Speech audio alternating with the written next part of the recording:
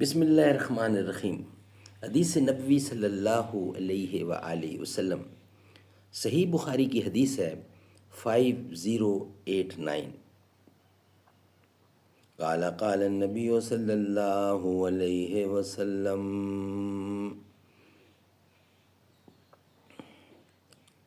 حضور اکرم صلی اللہ علیہ وسلم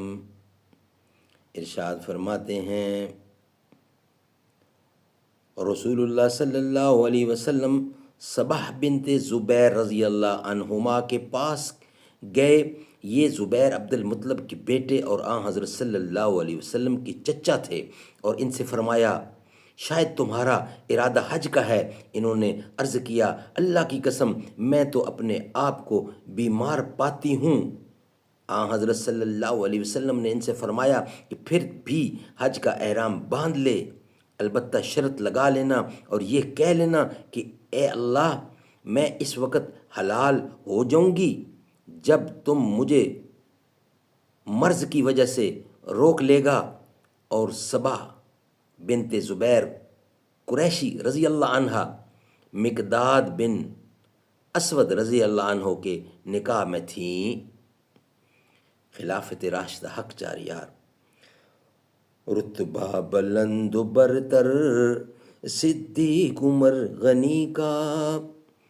زباں پر مومنوں کے جب بھی ذکر تاجدار آئے تو اس کے بعد لازم ہے کہ ذکر چار یار آئے، ابو بکر و عمر عثمان و حیدر جب بھی باغباں ہوں تو پھر کیوں کرنا باغ مصطفیٰ میں ایک بہار آئے، رب صلی وسلم دائماً ابدا علی حبیبک خیر خلق کل یمین، رتبہ بلند و برتر صدیق عمر غنی کا، حسن و حسین زہرا پیارے علی ولی کا، تھا یقین اس کو صدیق کی ذات پر، ہاتھ حیدر کا صدیق کے ہاتھ پر، جس کو تاج امامت نبی نے دیا، خوش علی کیوں نہ ہو اس کی ہر بات پر،